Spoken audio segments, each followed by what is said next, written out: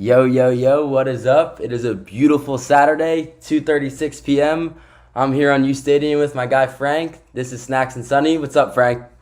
What's up, baby? How you doing, my What's guy? up, What's baby? what's the deal? How's Nothing life? much. Nothing much. You were right, man. You told me. You told me not to go against the rings, man. I told you about Nicky Saban, baby. It's Saint Nick. And speaking of Saint Nick, we have SantaCon going on in New York City right now. So it's not a beautiful Saturday in New York City. It's raining and a bunch of young drunk morons in Santa suits running around. They delayed the subways for like 2 hours, but that's Yeah, but you what it can't is tell me these it's days. not good to see people back enjoying the city, getting outside. We missed that for a little bit. Oh no, that's the best part, man. That's if the city didn't have that, there's no point of living here. So I mean. All right, I'm glad you agree at least. But yeah, so I was right. I told you Alabama was going to win. I told you about Bryce Young, most overlooked, I would say, star in college sports. I think he's amazing. Yeah, man, you'll learn one day when you get a little older. I'm in my 30s now, man. You're Oh still my in college, God. so when you get older, you'll start to see things, start Yeah, to see into the the future. picture will start to fall into place. So I'm excited for Bryce Young because I always like when a player that gets talked about in Heisman isn't in the draft this upcoming year. Obviously, he has to wait another year until he's eligible, and I love that because now he has so much attention and chip on his shoulder coming into Bama, and I'm so excited to watch him play again next year because what he's doing this year, let alone he's going to improve and keep getting better, and I just can't wait to see where he goes and what team ends up tanking for him because that's just how the NFL works nowadays. You think he's going to go first overall when he comes out? He's going to be clear cut number one pick, or we still have to let the process I mean, play we got to out? let the process play out a little bit just because someone else, like nothing to do with him, someone else could have a Joe Burrow type season where he just completely comes out of nowhere and just does something crazy. So I don't want to say he'll be the lock number one pick. But I mean, after this year, if he does it again next year, it'd be hard not to see him go in top three. Yeah, man, his arm is explosive. I mean, he puts the ball wherever he wants. He can move around the pocket. He reminds me a little bit of Russell Wilson, someone I know we're going to talk about a little bit later, but got some similarities there. I even think he might even have a better arm in a weird way than Russell Wilson. Um, but yeah, that kid's special, and you see Alabama now. They're starting to open things up with their offense and their passing game from Mac Jones. Now we're seeing this with Bryce Young. The days of our guy Greg McElroy and co. and those kind of quarterbacks. I don't think Alabama's interested in those guys anymore. So No, they're only playing hoopers now. I love Kenny Pickett. We need to talk about that. But I need to talk that's about your guy. yeah. But there's one thing I need to say. He did the move one time, and now he's out here tweeting like, "Oh, game changer. Oh, rule breaker." Like as if because they just changed the rules. Like I love the kid. He's awesome. He's so fun to watch. That play was incredible. Obviously to win the ACC title, like that was an incredible play. But as I hope everyone understands, them changing the rule is a good thing. As we see here, watch the defenders. They stop to tackle him when he goes down. And in terms of the safety of the game, like that can't happen. You have to have that rule in place because if the defenders aren't able to hit him while he's sliding, that means they're obviously not going to go for him if he pretends to slide. And especially in college where they're even more concerned about player safety, that rule had to be put in place. It was so cool. But Kenny Pickett, you did it one time, buddy. Like you literally did it once. And they did not change the rule How just because slow of you. is that defense? They really can't catch him. What the hell is going on over there? Well, they all stopped. They all What's stopped. Wake doing? They all stopped running. Ridiculous. They And get- even at this point, though, how fast is Kenny Pickett, though? Guy Dude, can he move. never stopped, bro. He was moving. That's unbelievable. He was flying. Look at him. Kiss the sky too. Oh my god. But yeah, no, he was pretty electric to watch. I'm interested who's gonna take the trophy home. I mean, yeah, man, it's going to be interesting this year. I think I've just, the way Alabama's playing now, man. I mean, is there any chance that he or they don't come out and just they're going to play Cincinnati? I feel like that spread. I think what is it, 13.5? They're going to take him out, and then we'll see. Maybe we have a rematch of last week's game. That'd be kind of cool. I would like to see that game again. Yeah, I mean, at this point, I'm rolling with Bama. I'm not doubting them again. I'm not doubting Saban. I'm going Bama all the way. And anyone who disagrees, just talk to the rings. I'm not making that mistake again. But yeah, I mean, I'm excited. There's a lot going on tonight, as you know. We got a little UFC. You got a little UFC coming on. And before we get to him, I need to just mention this man I'm about to bring on. This is my friend, my good friend Sam. This is a UFC genius. The man sees the game different. I'm excited to bring him on. Welcome, Sam. I highly doubt that. Sam, are you really a genius? What do you know that about UFC, man? I want to hear. What qualifies you as a genius? Sam. See? There we go. Look at him. Look at that man. There he is. That is a UFC genius right there. There we go. All right, you're in. I'm very genius. All right, so who's winning the fight tonight? Those all-inclusive resorts don't have good Wi-Fi, man. Yeah, that's the UM campus, baby. All right, this man's got to go get some better Wi-Fi. What is he doing? We're trying to break down some UFC. Sam, you there? Yeah, we'll connect. All right, we lost him. We'll figure him out. But big fight tonight. Poirier versus Oliveira. Are you a UFC fan, Frankie, at all? I mean, listen, if there's a good fight, I enjoy watching it. I won't lie.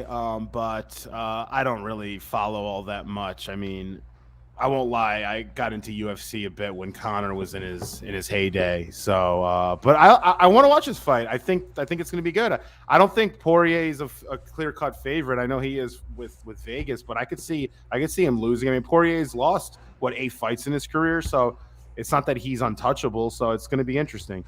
Yeah, no, I love UFC, and I talked about this before when Snacks was on, but it's such a fun game to play here at a college environment because we play all these matchups every single night of the week, and then Saturday, Dana White puts one of them together, and we get to watch them fight in real life.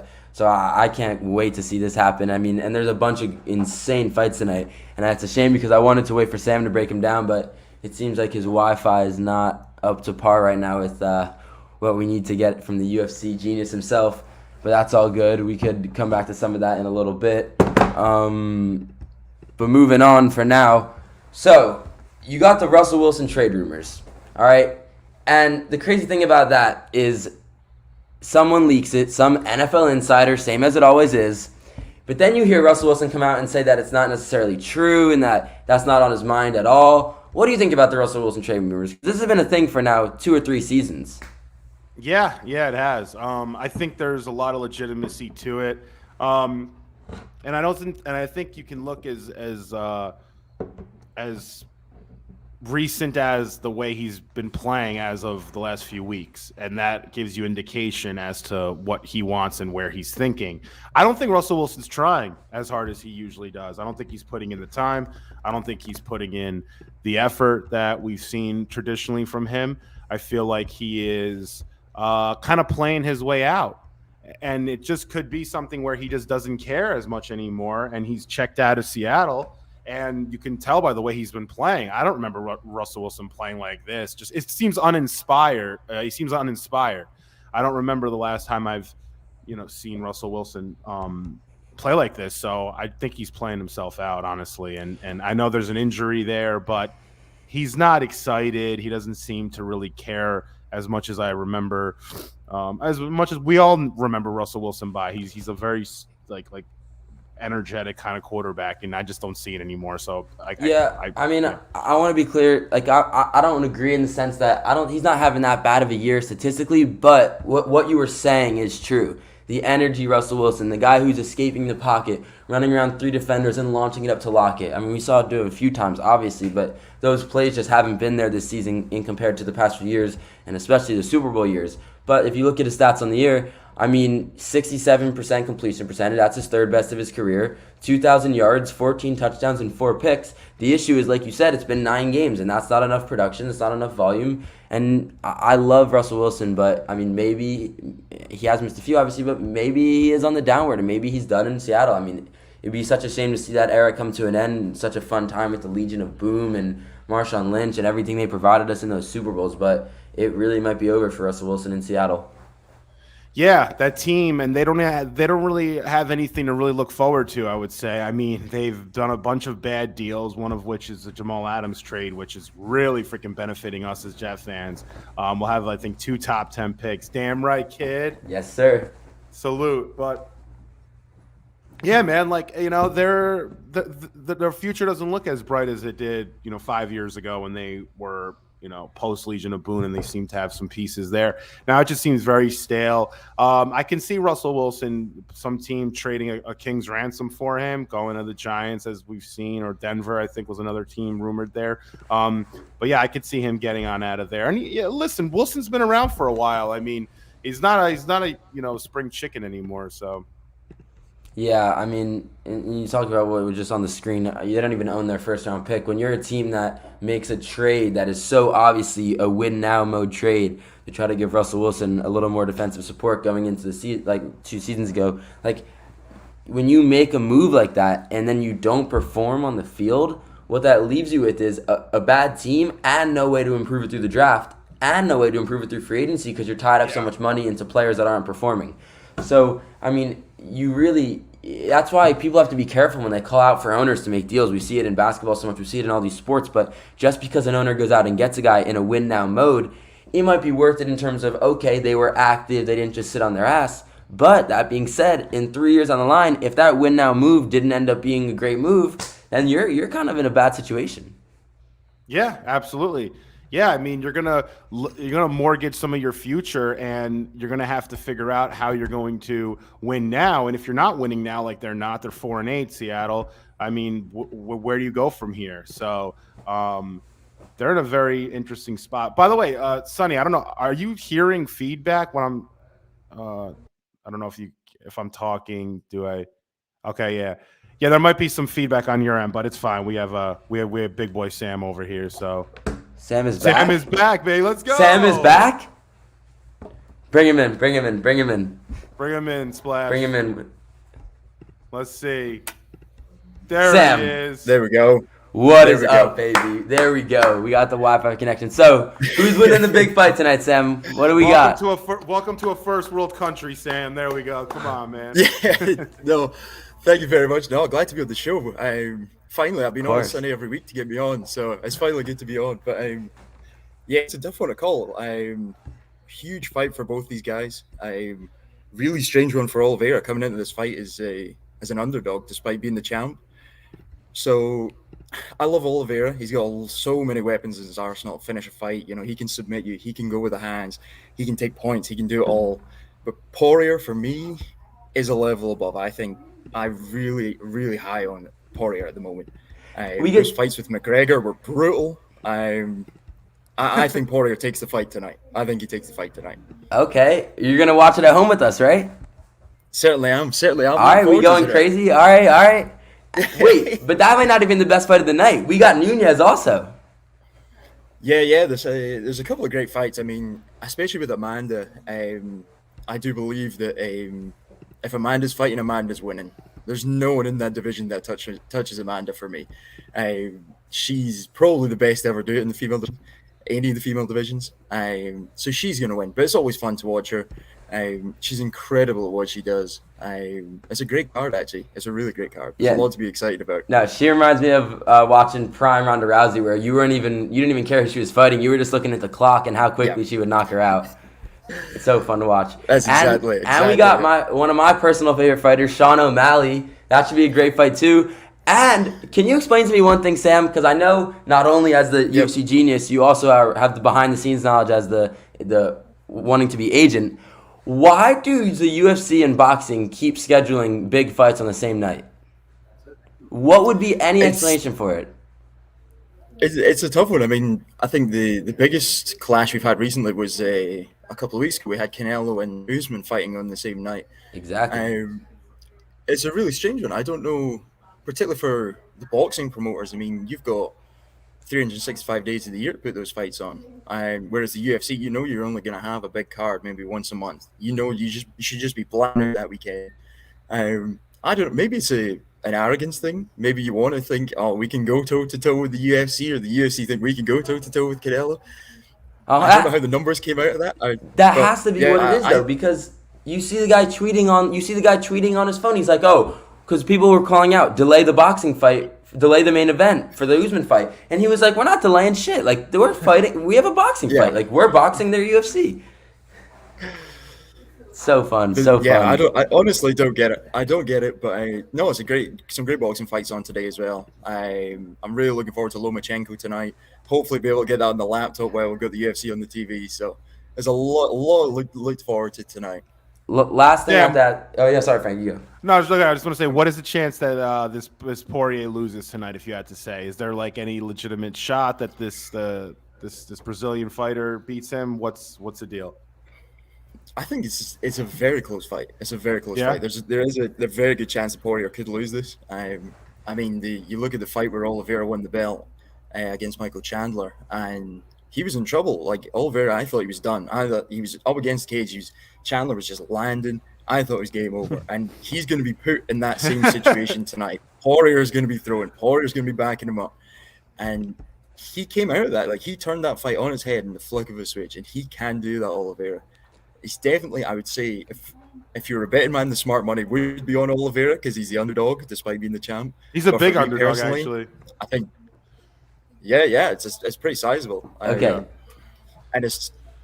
But yeah, especially if Sam. I'm saying that Poirier's going to win, I'm usually wrong about these things. So Sam, speaking of things you're wrong on, explain to me the logic behind the 20-game parlay or the 20-pick parlay. Explain to me that. okay, so every weekend I would do that. Yeah, at least like a minimum 18 fights. Today it would Parlays? What happened to a straight Parlays. bet? I didn't even know they had 18 Parlays. fights in a year. I don't know how you find any of that. This I'm telling you, this is the only kid. He picks when I'm talking about the undercard, the basement card, like the card below the basement card. This kid is the betting on them. He picks the street fighting cards. You Yeah, know? exactly, It's bro. like- He's fighting on the stray cats in the alley. And know it, they're always a lock. They're always a lock. And it's always a lock. It's always boys. I got a lock tonight. Boys, I got a lock tonight. Have you won any of these big parlays, Sam? A couple of them, not enough of them, but a couple of them. I mean, if you win one of those, that's enough. That's crazy. Well, this is I really wish it was because like the money that I actually win is nowhere near enough to merit how much I'm going to be like how many losses I've taken week by week, the demoralizing losses. And the worst thing is my 20-fold that you're talking about this weekend, Sonny, is actually already done. It's finished. Second, What? The undercard has already lost. The second fight on my parlay lost. So yeah, there we go. It's just Don't do weekend. parlays. Do straight That means bets. Poirier is gonna lose tonight because of that. I'm feeling it. Oh, I That's- definitely. Just don't listen to me. That's the main takeaway from that. As soon as Sonny said I was a genius, I was like, oh no, this is No, it. that's the funniest part about the parlays though, because especially those big ones, because you do it for like you can either be out at 10 a.m. this morning on the pre-card fight, or it could last you all the way into the night, into the last fight. Absolutely. Well, Sam, we appreciate you coming on. If anything you want to say, make one last prediction. So give me just who's winning the you going with all the big names? Sean O'Malley, Nunez, and Poirier? I think for me the only real locks on the card are definitely Amanda Nunes and Sean O'Malley. I'm going for Poirier, as I say. I'm going for the big names. I think it's going to be. That's what everyone wants. It's what all the fans want to see is the big names. I wouldn't be surprised if there's a big upset. Probably in that, the title fight on the main fight. I think that could be your big upset. All right, sounds good, Sam. Appreciate you for coming on. I'm gonna thanks for smack having you me. when you get back, and we'll watch the fight tonight. It'll be a good Sam, night. I'm coming. I'm gonna be in Miami, by the way, next week, guys. So if you you guys have 100%. any parties that you'd like to invite me to, I mean, I'm Definitely. not that old. Yeah, we'll get He'll you. come out over for to a seven. beer. I'll get you out He'll for a come beer. see 731. Brilliant. No, I'm gonna be in brilliant. Miami though. Maybe I'll catch you down there, Sam. Great meeting you, man. Thanks for coming on. Definitely, Sounds good. 100%. Nice to meet you guys. Later. All man. right, peace, Sam. See ya. All right, so that was Sam. He's awesome. Got to do some UFC talk for my fans out there. Hope people enjoyed that. Let's get We're back watching the into. fight with him later. Yeah, we'll watch the fight later. Yeah. Nice. Let- That's the let's kind of guy you want around to watch the fight because Oh. he knows a lot about it, and you just get like firsthand knowledge. 100%. Yeah. No joke. Every guy in the room, like he sits in the middle of the room. Everyone at random times. What's his record? What did he do in last fight? Have they fought before? Is this a rematch? He'll tell you everything. But yeah, so let's get right back into it. We were in some NFL. We were right in the middle of it.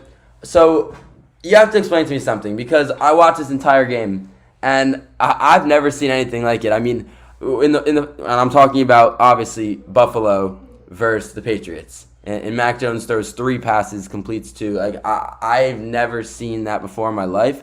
I was watching the game, and my roommate Evan falls asleep in the first quarter when Mac Jones had one pass attempt, right? Now, no joke, 45 minutes goes by. He wakes up, and I'm like, guess what, Evan? Mac Jones has the same pass attempts as when you fell asleep in the first quarter. And he was like, no way. And I was like, I swear. How did that happen? How did they win? All right. This is the thing with that game, and I think a lot of people are discussing this game, and they're trying to give, I would say, Belichick a ton of credit for the win. I don't think that game shows any indication of much. I think outside of that Damian Harris run, I mean, nothing happened the entire game. I mean, even Stevenson, who people, I thought had a good game. He had he averaged 3.2 yards a carry. So it wasn't like really anything happened in that game. The game was an anomaly. I think the Bills are ridiculous for not running the ball more and throwing the ball 30 times. Josh Allen had 30 pass attempts. I mean, if there's one thing is that Coach McDermott, if he doesn't figure out what he's doing with that team over the next year or so, their window's going to close. I mean, you're going to have to pay guys, and, you brought in Diggs, and you had a nice season. I mean, how long is this going to last?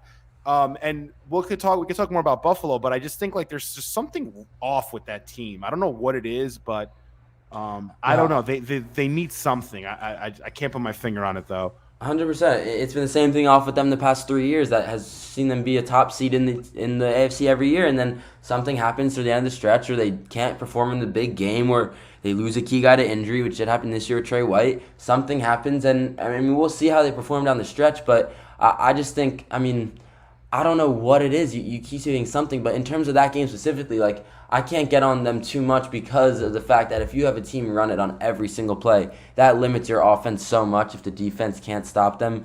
But in terms of Buffalo overall, I mean, they have to figure this out. Like you say, they really don't have that much more of a window because.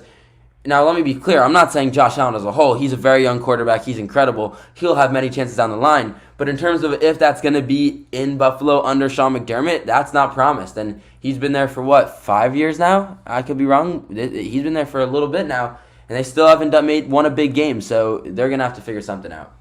Yeah, I mean, I would say this. I wouldn't lose faith in the Buffalo Bills system and what they're doing. And, yeah, it's year 4. I just think that they need to establish some sort of consistent offense. I mean, they're just not consistent. If Josh Allen's going around and running and gunning, and guys find their way open, Diggs and Beasley and a couple, and maybe Dawson Knox here and there, they have a big night. If they don't, then they just play to whatever their competition is. They have talent. They have a nice defense. They have a decent offensive line. They can really play with anyone. It's just, are they on or are they off? And you're not going to be on for 5 games in a row to end the season and then win a Super Bowl necessarily. It doesn't happen like that. So on your off day, you need to make sure you're going to be competitive against a really good team.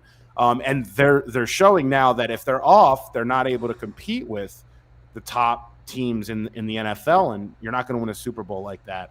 I think in the offseason, Buffalo's definitely going to have to address their running game.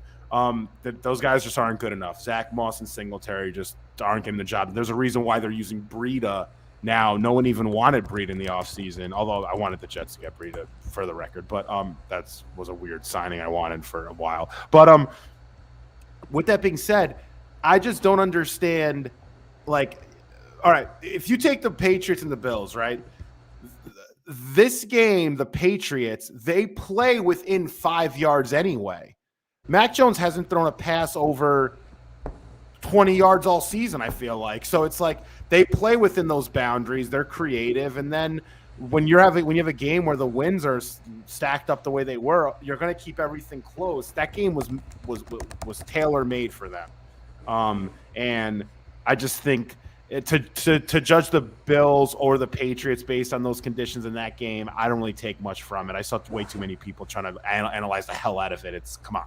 Dude, you got to feel bad for Leslie Frazier. How do you have to game plan one night for a team that throws literally 3 passes And then the next game, you have to game plan for Tom Brady, who's throwing over 50 passes a game. Like, Leslie Frazier is sitting in the office right now like, oh my God. Like, how do I get this defense, who couldn't stop a team who they knew were running the ball on every play, to stop the GOAT with the craziest weapons in the league? I mean, I'm scared for Buffalo this week.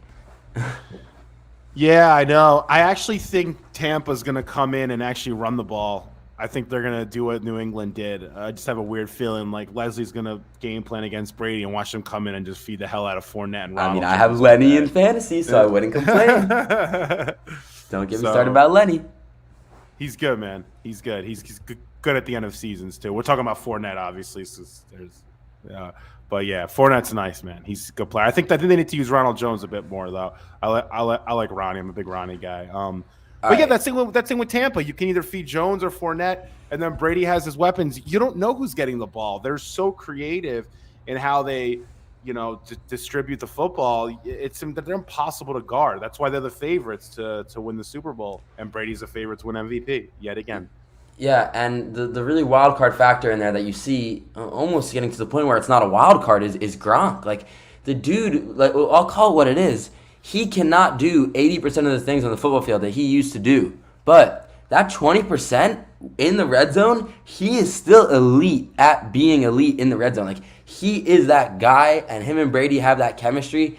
Him being able to catch 2 touchdown passes on literally 2 catches, and that's it for the game, like, that adds such a dangerous ability to this offense. And a team that not necessarily struggled in the red zone, but has been trying to find who's going to be the guy.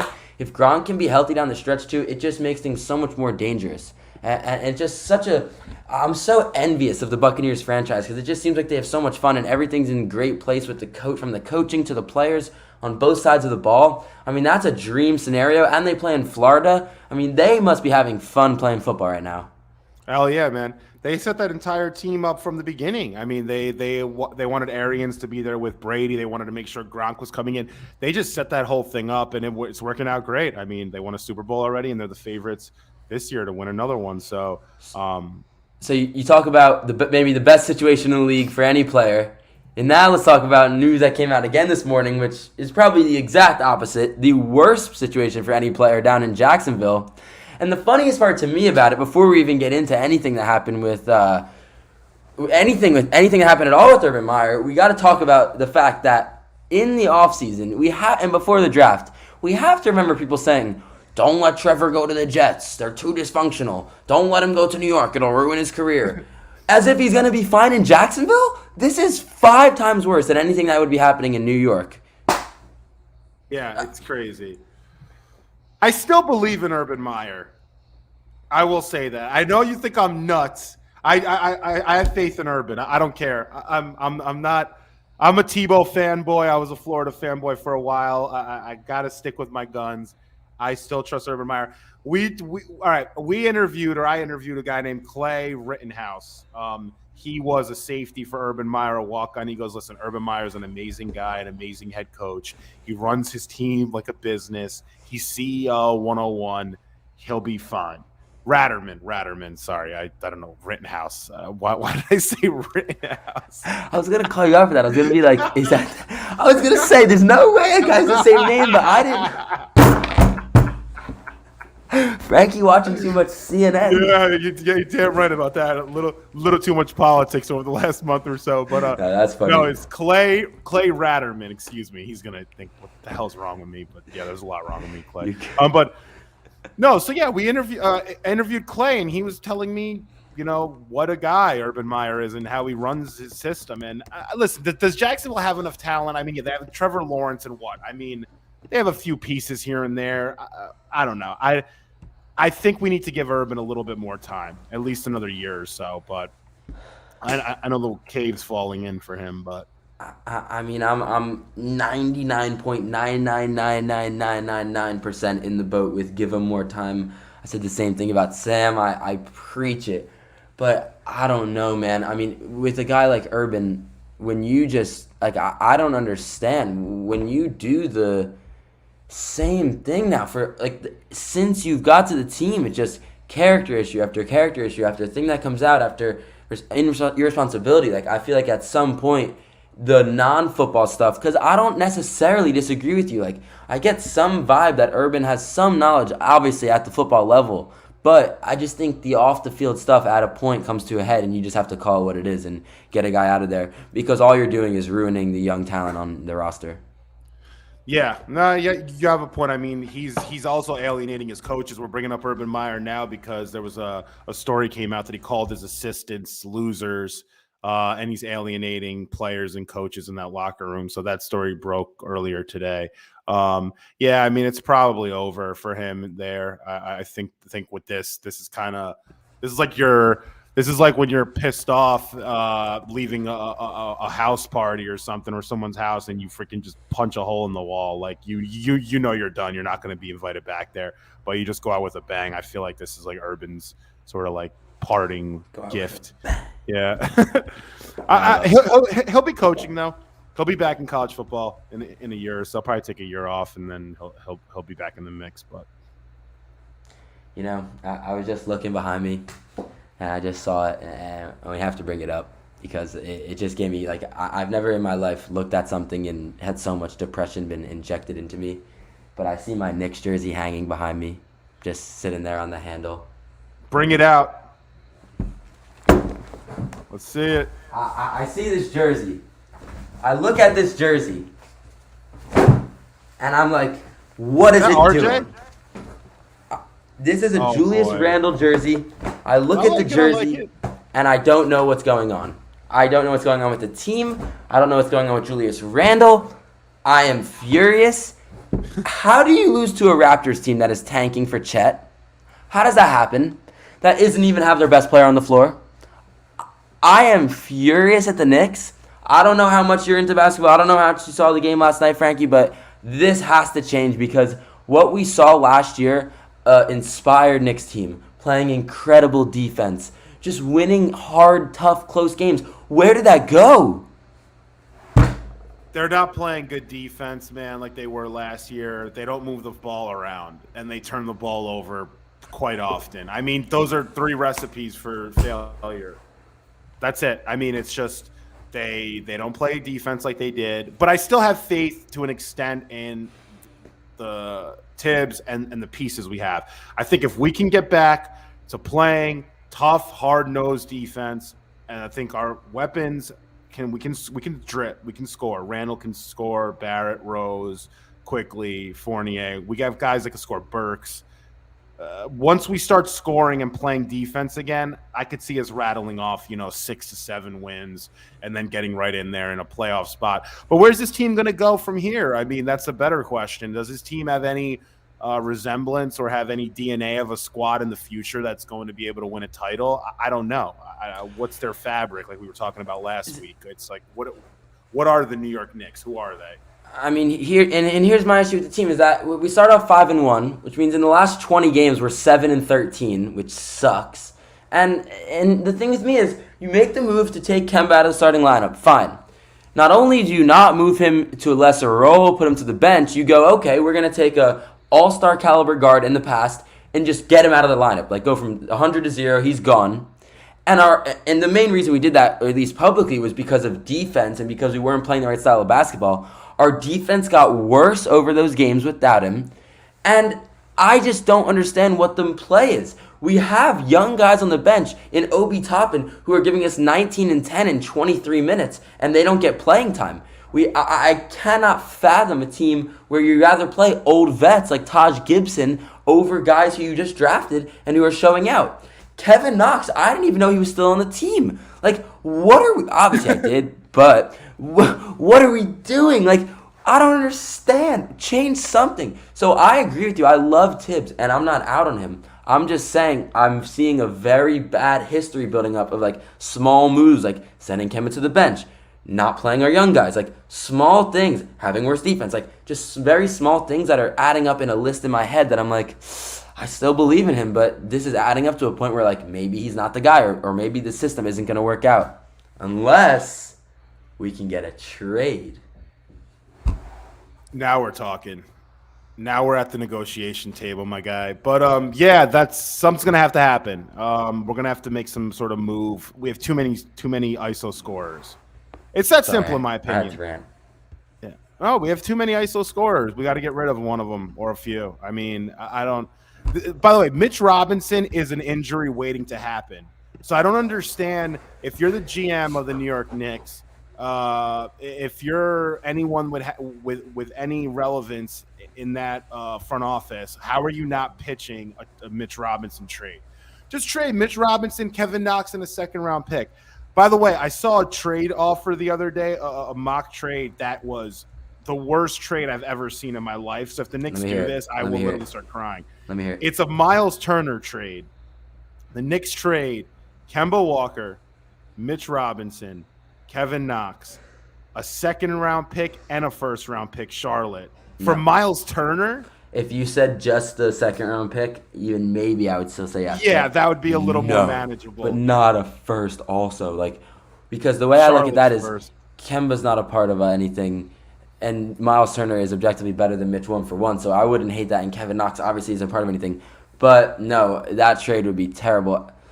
Yeah, Splash, I'm glad Splash just mentioned this. Mitchell Robinson last night is posting his +6 ± on his Instagram story impacted the game. Now, sure, he was +6.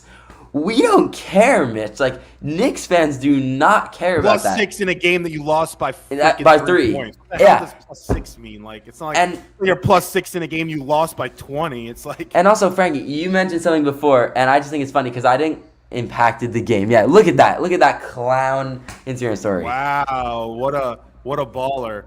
But also, I love Mitch, so I don't want to hate on him, but that was a clown move by him. But what you said before, it registered in my head when you said it, but I didn't think of it right away.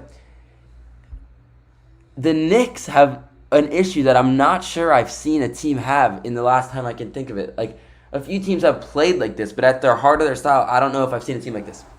The Knicks' problem is they have too many isolation scorers, but not one isolation scorer good enough. Like, we say they have too many isolation scorers, you're right, but we still are missing the one guy to go get us a shot in the fourth quarter, the one guy to be the guy. So as funny as you say, like, you're right, we have too many isolation guys who aren't good enough to be the guy. Yeah, absolutely. No, it's just we don't have one isolation scorer that you're going to depend on to take over a fourth quarter and drop, 12 or something points in a fourth with a big shot. But look at this clown right here, Mitch Robinson, when he posted. And look at his numbers from last night's game. I mean, he goes on plus. He had 4 points, 8 rebounds, 0 assists. He played 18 minutes. And it's not like he's the only one that had +6. Obi was +6. Rose was actually +8, and Quigley was and they played all more minutes than you. So what are you proving here? It's not like you were +6 and nobody else was plus anything. Dude, this was really a game where I was looking at RJ because he's a player that's starting to get on my nerves more than anyone because he is probably my favorite player on the team right now. And the reason why he annoys me is because I hold him to such a high standard. But if you're showing us that you can hit 7 of 8 from 3, be engaged on defense, get some assists in there too, and win a game for us scoring 32, 35, but then on a night like tonight, you're going to go 5 of 13 and do nothing? Like, that's unacceptable. Like, I can't take the highs of the highs in the lows of the lows. I'd rather have medium every night. Like, I'd be honest. I would rather a guy give me an average 14 to 16 points every night than have some guy give me 9 points and then 30 points every once in a while. Like, it's getting pretty frustrating. Yeah, I will say something you did say last week, Sonny, that actually ended up coming true was you're saying that RJ needs to take more shots, take 20 shots in a night. He actually did, I think a few nights later after our show, he actually took 20 shots against San Antonio. And look, he had a good game. He was 7 of 8 from 3, like you were saying. He shot 55% from the field. He dropped 32. And he had 5 boards to go with it and only 2 turnovers. So that's an incredible game. Awesome game. That's the third overall pick material. Yeah. Yeah, he's got to take more. RJ seems a little timid. No, sometimes I feel like sometimes he's in it, sometimes he's out of it. He doesn't really seem like he's always got his head on. He's like ready to play every night. I feel like some nights he's sort of in and out. I don't know. Yeah, I could say this, and I don't want to say anything about RJ's character, but a part of me almost feels like he's trying to act like the moment isn't too big for him. Not that it is, but like he's almost trying to act nonchalant, like, oh yeah, I can play in New York on the biggest stage, like this doesn't affect me. But that's kind of at the loss of showing some passion and showing some energy and maybe showing that it is a big stage and that it's like, I understand, and he has been very clear that he appreciates playing in the Garden and for the Knicks. But I just think, I don't know, because I 100% agree with you. At times it just feels like, even, I don't want to say not engaged is the word, but just he doesn't seem as passionate visually, like just physically, like exuding the passion that you would want to see from a young player his age. And there are times he does, let's be clear, like in his big games he does, but on nights where he's not having a good game, I feel like sometimes he lets that energy get a little loose. And that may go back to Julius Randle and this team having a true veteran leader that knows how to bring that energy every single night. I mean, you look at a guy like Giannis who on his best night is going to give you 45 and 15, and on his worst night is going to walk into like 28 and 12 just because he's the hardest playing guy in the league. Yeah, no, you're spot on there, man. No, you're 100% spot on. And we have a comment here that I just want to pop up there. Splash, you want to pop it up, or I got it? I don't know if you're wife. There we go. This is Chris the GOAT. Knicks got a hit on a draft pick or signed a big free agent. Their talent is mediocre at best. Agree to an extent. I don't think their talent is mediocre though. I think they were pretty talented. If you take, Derrick Rose, Julius Randle, RJ Barrett, quickly, it's a talented team. I mean, there's a reason why last year we made a little bit of looked at as a team that could make a run in the playoffs. I mean, they have something, but they need to figure out how to mesh all these pieces together.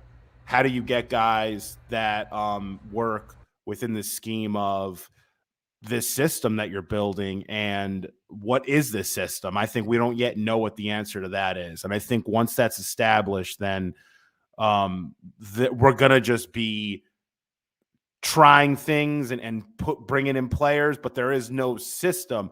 Like when you go and play for example, if you go and play for the Lakers, with LeBron James being there, you want to space the floor, you want to hit your open shots, and that's pretty much the system that LeBron brings with him. You go and play for the Bucks, you don't want to clog the lane for Giannis and keep pretty much a defensive-minded team that can limit the amount of possessions, but then get the ball to Giannis deep in games. Like certain teams just have certain structures that make sense. Golden State Warriors love picking and rolling. I mean, or stop and picks. I mean, like they pick for everyone. They set screens all over the place. So what are the Knicks trying to build? I mean, I obviously gave examples of the 3 or 4 best teams in the league, but the Knicks it doesn't make sense yet. It's here. Rose, here's the ball. Do what you want to do. Oh, Barrett, here's the ball. Do what you want to do. Randall. I mean, they're talented, these guys. I mean, how many teams do you have 4 or 5 players on their squad that could drop 30 points? The Knicks legitimately have that.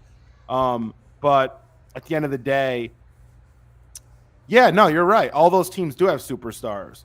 But you build a system, you bring superstars in, or you get a superstar and he can attract talent. Randall's the most improved player last year, by the way, so it's not like the guy is a bum. Yeah, not at all. And I do agree with Chris in a sense that, and also you, Frankie, in a sense that as a team, you obviously do build around the superstar, and that's why we've been calling on Randall to improve so much, and why it's really honestly, I don't want to say embarrassing from fans, but it's almost an insecurity from fans when they complain about Randall, because of the fact that they want him to be the superstar. They want to be able to build the team off of Randall's back and RJ's back. So I'm with Chris that you have to build around a superstar, but I'm also with you, Frankie, that you draft guys to be the superstar at the 3rd overall pick. Like that is why you take an RJ Barrett. So you have to start to craft a system to allow that superstar to flourish. Like Steph didn't come into the league as the superstar. Steph came in, and after they got rid of Mark Jackson, Steve Kerr gave him a system to become the superstar he is. And Steph Curry is an incredible basketball player, but all these guys, they need the right system to fit in. He talked about it the other day on the podcast. If he would have taken the Knicks job in 2014-15 when he came into the league that first year, he said he would have been out in the 2-year cycle, the same thing we see Fizdale, the same thing we see a lot of Knicks coaches go through. But he takes the Warriors job because of the talent, because of the superstar. And that's just how it works. Yeah, I mean, even you take a team like the Phoenix Suns, for example, or you take a team like the Utah Jazz or the Chicago Bulls. These are all teams that are top 2 or 3 in their conference. They don't necessarily have a quote unquote superstar, but they have a good system, and you have a plethora of guys that can at least score 25 to 30 points, and put them in good positions to win. And then maybe you'll have, as Sonny's saying, maybe you'll have someone like RJ Barrett in 2 or 3 years sort of, take his wings out and fly like Giannis did with Milwaukee. So I'm sorry to cut you up here, but we got some breaking news here from the man himself. Let's bring Nick in here. I think we got him on audio only. What's up, Nick? How you been? What's going on, guys? Good. Can you hear me all right? Yeah. You're good. Cool. Dank, what it do? What's up, boys? I'm hearing the Knicks whining and RJ Barrett hope still going along. So I didn't want to interrupt, but recently spoke with a source about head coaching and GM openings for this upcoming offseason. And last week they told me that it's a good bet that the Jaguars' job was going to become open. I didn't believe it too much, but it sounds like that could happen before the season. Urban Meyer could be let go any week now in Jacksonville.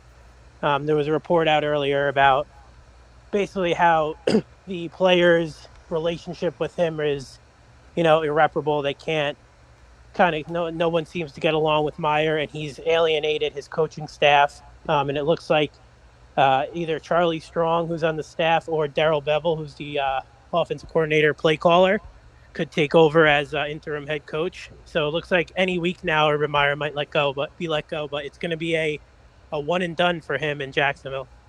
Nick, what was the timeline on this? I mean, can you go through how the house of cards started falling down for the Jaguars? I mean, what's the kind of the situation there, if you just want to give people some so it got off to a bit of a rocky start. Urban Meyer was, I don't want to say questioned. I guess his resume in college can't be questioned for sure, right? He's one of the best college coaches in the history of the game. But there was a lot of worry within the locker room before he came in that is he taking this job seriously? B, how long is he going to be here? Is he the right guy to take a very young team with a ton of picks and a ton of cap space and Trevor Lawrence and drive this thing for the next half a decade to a decade, right? Because that's what you look for when you hire a coach. Is you want this guy to be here for the next decade. And a lot of people in Jacksonville didn't see Urban Meyer as a guy who was going to stick around for that long. It was more of a 2 to 4, 3 to 5 year window, maybe depending on health. Obviously, his health has been in question, but so it never really kind of sat well with a lot of people in Jacksonville. And obviously they gave him the chance to do something and kind of prove his worth there. But nothing's come out of it, and it's gotten worse since. So there's been a lot of negative reaction from the team, the coaching staff, and Urban Meyer. That relationship hasn't gone well. So right now it just seems to be that Urban's really on his own island out there, has been kind of coaching and doing his own thing, while the staff around him has been preparing basically to be a one and done. So you have guys like Darrell Bevell, again, Charlie Strong, Brian Schottenheimer. These guys are all saying, well, shit, I'm not going to be here next year. What am I doing? They're already looking for the next opportunity. So Bevell might be a guy who, if Meyer, quote unquote, steps down, or if they move on from him before the season, maybe to kind of get a head start on the coaching cycle. Bevell might get that opportunity to coach the team the rest of the year. Interesting. I don't know. I mean, I didn't understand the signing to begin with. I'll be honest. I did want Urban Meyer for the Jets job about a year ago, so I'll say that. But I mean, listen. At that point, we wanted anybody, didn't we? We didn't care. I wanted freaking Nick Spano to be the. I always wanted Jim Harbaugh, man. Yeah, no, Harbaugh would have been good. Don't count out Harbaugh. I know he's had, one coach of the year, and he's got Michigan in the playoffs, but don't count out Harbaugh for Vegas. Yeah, I've heard that too. So that would be fun. He's always got his, blinders open for, always looking at the next big hire, and that Raider job is one of the big ones. Obviously, one of the most historic franchises. So. He's not going to go. Harbaugh's not going to leave Michigan and coach Jacksonville. He's going to go somewhere like, he's always had interest in the Dolphin job because, his family lives out there. And, it's a very, Stephen Ross is an owner who's willing to hand off a lot of the reins to a coach like Harbaugh and would pay him through the roof, obviously. But, Harbaugh's always looking, and obviously the Raiders will be looking to make a splash after what happened with Gruden. So that's a potential. And then that Giant job is, if that opens up, and I know, Sonny, if your dad had his vote, that job would be open in a couple of weeks too. So something to watch for sure with Harbaugh, but not for Jacksonville for sure. Jacksonville will probably have to go the coordinator route after this. For sure. And I know it was also linked that maybe Dabo could be going to Vegas and some other things he was seen wearing the Las Vegas gear on the sideline. Yeah. So why not Dabo in Jacksonville? They probably won't go the college route again, but that's Trevor's old guy. I hear Adam Gase is inquiring about the Jacksonville job. I honestly miss Adam Gase, man. I just miss seeing him. I miss the press conferences and the post games and stuff. I wonder if he's ever going to coach in the league again.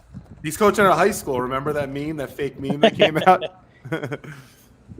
But all right, Nick, what else you got for us? All right, let's get some Jets talk right now, and then Nick's gonna talk to us about a little sponsorship promo we got going on. But Nick, Jets, Saints. I need a score prediction right now.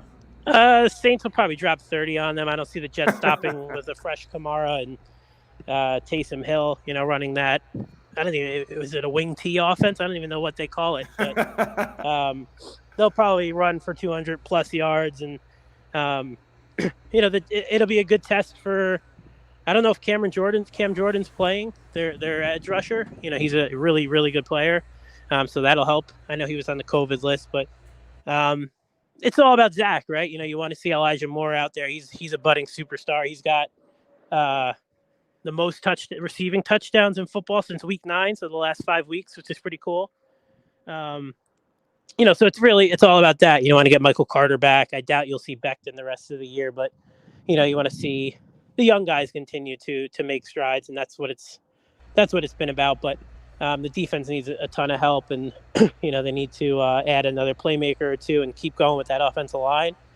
Now I know it's been look, they're 3-9. You can't be too happy, but it's the year is about development, and they've been in probably the past since that Colts game that kind of got out of hand. They've been more competitive the past few weeks, so that's good. So you hope to you're in the same situation we've been kind of the past 5 years with 3 with Darnold, and now this is you want to see the quarterback take that next leap. So Zach was good in the first half last week. I think they only had 3 possessions in the second half because they couldn't get off the field on defense. So you want to see a complete game from him because he's shown you in quarters or 3, 4, 5 drives in a row that he can play, but he hasn't been able to put a solid 4 quarters together. So that's got to be the next step for him. And obviously Elijah Moore, who knows about Denzel Mims? He kind of just looks like he's going to fade away and be off the team next year at this point. But, you want to see the young players, but I think the Saints will win. They kind of are still in the hunt, so they need the game. I'll say like 31-20. And what was the other? Nick, I have a better question for you. I want to ask you this. All right, if you had to pick one or the other, who will be more successful with the New York Jets? Robert Saleh or Zach Wilson? If you had to put faith in one of them, who are you? They're kind of combined at the hip, aren't they? Yeah, at this point, absolutely. But if you had to say, if Zach doesn't do well, Saleh and Douglas are probably gone, unless they go the route of getting a veteran quarterback. After, let's say Wilson doesn't do anything next year. But the defense is playing better and the rest of the team, it's obvious that the quarterback is holding them back. Maybe then they go the veteran route. They try and get like a Kirk Cousins from Minnesota after next year, or like, I don't even know, a veteran. I do not want Kirk Cousins, man. I'm just saying a guy like him, please. Someone who's he's not a bad quarterback. Someone who's not an Andy Dalton, but somebody who can actually play. If I had a gun to my head, I would probably say Saleh. Really? Yeah, just because it takes so much to be a successful quarterback with the Jets. Like you're relying on so much more. There's so many more obstacles in his way. All Saleh really has to do is get the defense to, like, I don't want to say Rex Ryan level, because, look at Rex. He was more successful here than Sanchez a little bit. He lasted a little bit longer, but they're both kind of combined. But if I had to answer, I would probably say Saleh, just because I think it's a little bit easier, for him to get the defense. Playing better than, what are they, 31st in the league this year? Yeah, man, they've been awful the last 3 or 4 weeks. Yeah. So, I don't know, man. I disagree with you there. I think I'd put more faith in Zach Wilson moving forward than Saleh. Saleh hasn't really done anything for me this year that I've found to be, a really good move, or like anything I think with inspiring Saleh, or something. you can tell what has he done? Yeah, no, as a whole it looks bad, right? And he's a very what's the word? He's a loyal guy, right? So he's not. This is the thing, though, Nick. Not to cut you off, but this is what I want to say. If you're a defensive coordinator, which he was in San Francisco, what is to say that you're ready to become an NFL head coach? I think we need to stop thinking that coordinators can become head coaches. It's two completely different skill sets. Yeah. A coach is a CEO of a team.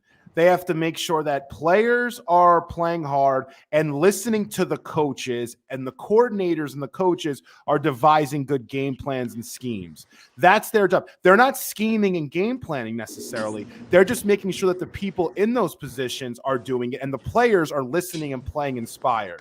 When you're a coordinator, you're not really doing the same. You don't really have to necessarily motivate your guys all the time.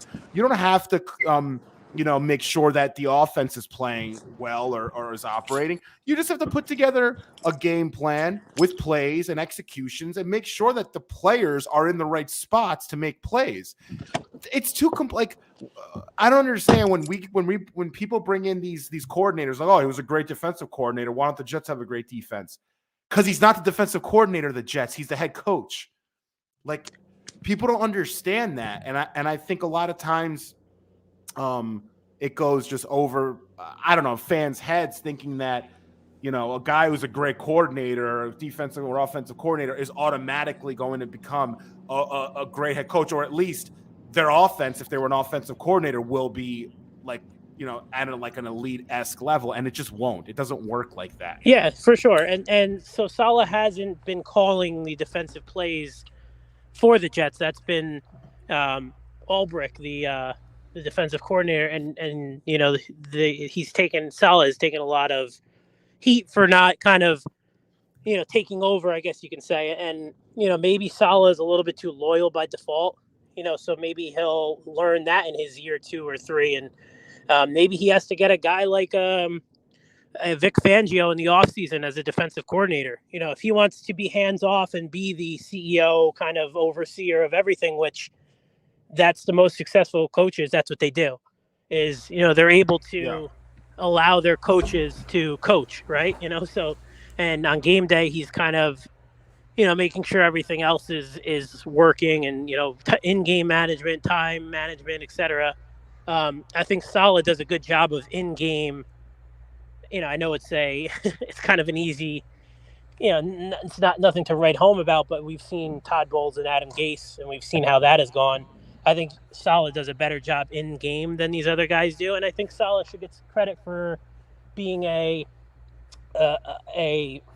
developer or a coach. He's a teacher. So you've seen some young players start to bud. Quincy Williams out of nowhere, he's turned into a solid player. I know he kind of plays with his hair on fire and he misses a lot of assignments, and he's still got a ways to go. But Bryce Hall, some of the younger players, obviously on offense, I don't give them too much credit for that, but you've seen some of these Elijah players Moore's playing well. Michael Carter. I'm sorry to interrupt. Yeah. Elijah Moore, actually, just breaking news, just got placed on injured reserve. Speaking of Elijah Moore, oh my lord, like 2 minutes ago. Luck. So yeah, what's the injury? He has I don't even know. Connor Hughes breaking the Jets, replacing Elijah Moore on injured reserve.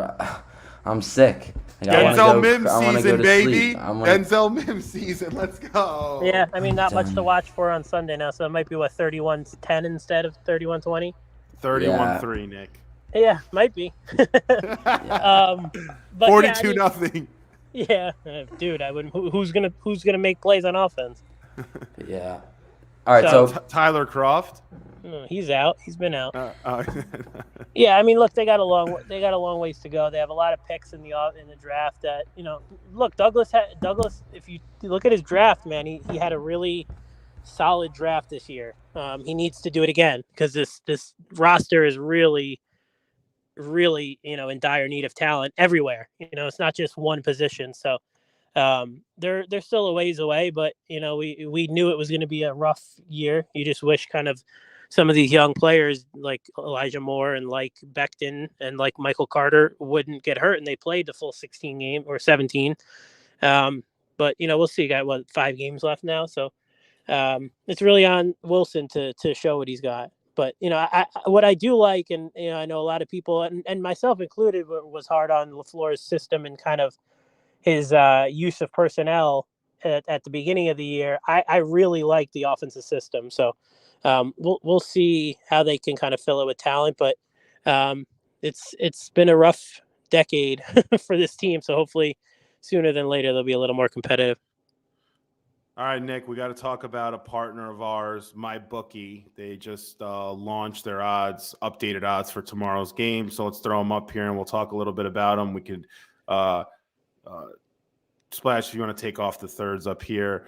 All right, so Nick, Jets, Saints. I actually want to put money on this. I want to put money on the Saints. Definitely. Freaking Saints are 5.5-point favorites. That's it. That's pretty easy money. How are the Jets even? The money line's plus 195. What? They don't want people making money off this. What is happening? Like, what? I think Vegas knows how bad Taysom Hill is. Don't talk about my guy Don't like talk that. about. I'm about to say the same thing. Oh Don't talk, Mr. Video Game himself. Nick, you hate every Saints quarterback. You hated Drew Brees. I don't hate. You hated Drew Brees Jameis Winston. You Drew hate Brees is Taysom. God compared to these guys. Jameis Winston's terrible. What are we doing here? I agree with that. Fun But to don't watch talk that. about Taysom Hill like that. Oh my God, Taysom Hill. All right, so we have right now. All right, so MyBookie right now, if I want to put a bet on the Saints, I just go here. You could do parlays, which is pretty cool. So what I do, that's something I do like about them, is how simple the platform is. Yeah. So yeah, I could just do a bet slip. I can parlay it, or I can do them individually. It's just such a simple platform, and they've done a really good job with it. We've had other partners in the past, like BetUS and some other books that we've worked with, and MyBookie is just super clean and simple to use. I lost my freaking Steelers bet because freaking Freiermuth couldn't catch the ball at the end, and I'm going to lose my over bet with them too for 8.5 wins. But yeah, so the link to play with MyBookie, and if you have any questions, you can always DM us, but it's mybookie.website/bet with uSTADIUM. Again, that's mybookie.website/bet with uSTADIUM. You can set yourself up for success by doubling your first deposit. There's a minimum deposit of $45. And when using the promo code uSTADIUM, all caps at MyBookie, that promo code will get you access to double your initial deposit all the way up to $1,000. MyBookie, bet anything, anywhere, anytime with MyBookie. And if you really want to win money, hit up Frankie Vitz all over social media, because I got them picks for you, brah. Do not. Well said. I didn't even have to say anything. But yeah, I mean, like you said, the platform is very easy to use. The parlays, I know I'm not a big parlay guy, but if that's your cup of tea, it's very easy to kind of go and sift through that, which is something that people in the past have complained about other platforms. And they're doing a odds boost on the UFC fight tonight. So that's another cool one. You can get in there, deposit 45, deposit 100, whatever you want to do. Get that doubled and throw it on the plus 150, and we'll throw those all up on our social, the uSTADIUM accounts, and have yourself a little bit more Christmas money for sure. Yes, sir. Got every sport in there. They let you buy points, which is cool too. So any of those advanced bettors out there that want to change the spreads on your teams and finesse the system a little bit, they let you do that. So it's just a great website. Awesome. Well, I appreciate it, boys. I'll hop on next week for sure. And Frank, doing a good job of holding down the fort for Snacks while he's gone. I said I'm the better defensive tackle, so Yeah. I I want to make Jets sure. can use him. And I want to make sure we just take a second here to give our prayers and shout out to Demarius Thomas and his family. Just horrible hearing the passing of that, and just such an incredible guy on the field and off the field. Seemed like everyone loved him, and just such a terrible thing to see another young receiver go down at such an early age. And it's really terrible to see. Like, it just breaks my heart. I woke up to terrible news the other day, and I'm gonna make sure to give a shout out to him and all he did, because he definitely deserves to be shouted out. Yeah, for sure. Well said, man. Yeah.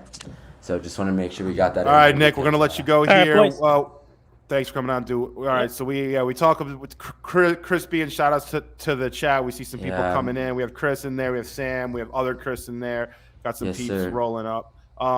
So yeah, we just got injury news that Zion is shut down from basketball activity. What the hell's going on with that guy? Dude, that guy is it a really mess. a weight problem? So I'm gonna tell you what's going on with Zion. So what they just said in the Woj article is that the right foot, the right bone on his foot that did not heal properly from surgery he got last season. They said, so they're stopping his rehab process and they're ramping it down. So to me, I wouldn't say it is a weight problem. The problem is the injury forcing him to not be able to lose the weight, if that makes sense.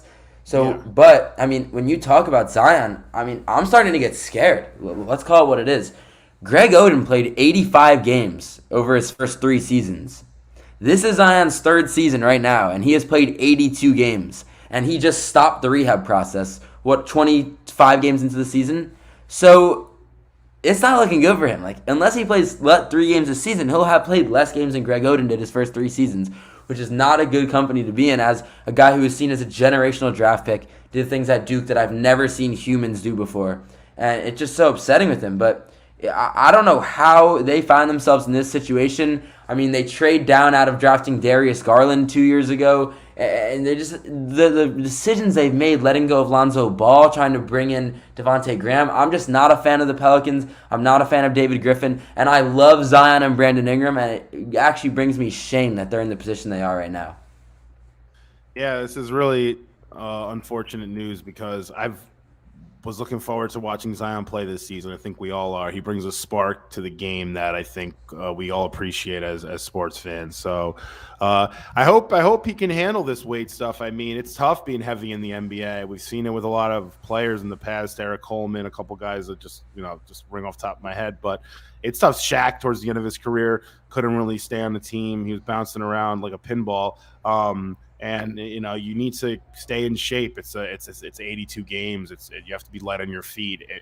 Injuries come about often in the NBA if you don't take care of the weight thing. So, I don't know what's going on with Zion though. I don't know. I mean, yesterday on Twitter, I was kind of scrolling up and down it, and there was people that were posting pictures saying that Zion isn't actually overweight, because they took a picture with him and he looked skinny, and then there was ones that he was overweight. I'm like, I don't know what to believe anymore. Some photos of him have been photoshopped. At the end of the day, he's put a lot of abuse on those legs, though. I mean, kid's been dunking since he was freaking I feel like a freshman in high school. He's been out there doing his thing. So I don't know how much can his limbs take. If he gets a bad injury, that's something to really be on the lookout for. I mean, if he tears an ACL or sprains an MCL or does something, how long is it going to take him to recover from this, given his weight and the amount of impact he's put on his legs throughout his career? So I mean, I just hope he can come back before the season, man. Such a terrible player. Let's do that trade for Zion. What was we got? Mitch Robinson, RJ Barrett, Kemba Walker, a first-round pick, a second-round pick. Throw him another second-rounder. We'll throw you Kevin Knox too for free. I think it's time for my rant. On the MLB Lockout. Are you ready for it? Yeah, it's all you, bro. All right. I'm in the background. All right. Let me make something clear here. And this goes for all sports leagues that have any sort of collective bargaining agreement between the players, the owners, and the league. The fact that this has the possibility of taking more than a month at the longest is pissing me off. This is not a business merger between two companies where we're agreeing on little legalities. This is baseball. Figure it out. Have the players tell them how much they want to be paid, have the owners tell them how much they want to give out, figure out a compromise, and play baseball. Like, I can't express enough how much this is about getting the guys on the field and getting the games played. Everyone makes it seem about everything else. Literally, how much time is on contracts, how much time guys spend in the majors, how much time guys can make in the minors, all these different things. When it's just about playing baseball, like, I understand the complexity. You don't have to tell me how many little things there are. I truly understand. But with every single person working around the clock to solve this, this should not take more than a month. I feel like I'm being very fair. 30 days is more than enough time for you to compromise with the same owners that you've played for 10 years and figure out a way to go moving forward. I don't know what it is going to be. That's not my job. But I don't know if you guys think I'm crazy. I just think they have to figure this out before it gets to a problem. Like, let these guys sign contracts and let these guys get back with the team so they can practice going into next year. It only makes the product on the field better. And it's so mind-boggling to me that that's not how everyone feels about the issue. Church to you, brother. Sunday came early with you right there. You're preaching over there, dude. But sorry, I had to get that off. No, it's true, man. Baseball's like that's something that baseball really needs to get done. Yes, we're saying Splash Sunday. That's something that baseball really needs to address, and this needs to get done. But they need to address a lot of the the organization, the way the leagues run, the way that the collective bargaining agreements developed. It's just not done right. They need to figure out how to make that league just more consistent in terms of delivering a product to fans. It's just there's always hiccups and weirdness and issues and ownership problems. It's crazy. It never changes in baseball, honestly. It's not run well. I don't remember if I mentioned it on the last show we did, but the fact that an independent astrophysicist did studies on baseballs in the MLB and approached the league and said, are you guys using two different balls, and didn't announce it? And they admitted to using two different balls. Like, figure that out. Like, how is that a thing? It's a professional sports league. This is not middle school chess. Like, we're not just bending rules, letting people in. Like, figure out what's going on. Like, baseball is the most corrupt sports league, not even close. Like, there's so much going on behind the scenes, from the Astros scandal to everything else. Like, I'm literally speechless. And Pete Alonso said it a few years ago. That I cannot wait for that documentary to come out, because if it's true that they have been changing the balls in markets that are either hitter heavy and making the balls harder to hit, or in pitching heavy free agent markets making it easier to hit, to literally affect the cost that these players are bringing home to their families, like, that's got to change. Like, that's crazy. It's nuts, man. It's nuts. It's not going to change unless this commissioner, Manfred or whatever, he's terrible. So baseball, if they want to start moving ahead, they need to really figure out who's going to run the league, and they need someone. I'm not a big fan of the person, but I think what Roger Goodell's done with the NFL, I think he's done a very good job. So I think baseball needs a commissioner that's a little more objective in how they like to deliver their product, and less about, the emotional responses behind it. So, but yeah, that's Manfred's just not the right guy for the MLB. I think that's quite clear at this moment. Yeah, I agree, and yeah, 100%. All right, well, Frank, this was amazing. You were watching uSTADIUM, Snacks and Sonny. Snacks is not here once again, but don't worry, he's still part of the show, and we're gonna figure out how to get him involved here in a few more weeks to just figure stuff on the back end, but it's all good. Frankie stepping in there, taking care of business, and we'll keep getting these to you every Saturday, baby. So if you are watching once again, this is uSTADIUM. Make sure to like, comment, subscribe on all the platforms. We got pretty much everything out there: Twitter, Instagram, YouTube, TikTok, whatever you think of. They post the best takes. My friends all follow the account. They tell me, bro, since when you started working with uSTADIUM, they have the best things. They post all the craziest props. They always got the stats and the descriptions on Instagram, so you don't have to go anywhere else. It's a great page to follow, and you'll see more content like this. So just be on the lookout for uSTADIUM. And Frankie, I appreciate you. We got Splash behind the scenes too. He's the one that runs everything here, so let's make sure to give him a nice little shout out. Appreciate what you do, Splash, and hope everyone's out there having a great Saturday, a great weekend, and also make sure that we do post the podcast, all the podcasts on Spotify and Apple as well, or however you get your podcasts. So be sure to look out for that too. And yeah, just be good. enjoy some sports. We got a Warriors game tonight. We got some great stuff coming up. And obviously a fun day of football tomorrow. So Knicks are waxing the Bucks tomorrow night, by the way, or tomorrow. I think during the day. Bet the Knicks, baby. We're gonna be like 20-point underdogs. But bet them anyway. Don't do it. Don't do it. Save your money. Have a great weekend. All right, fellas.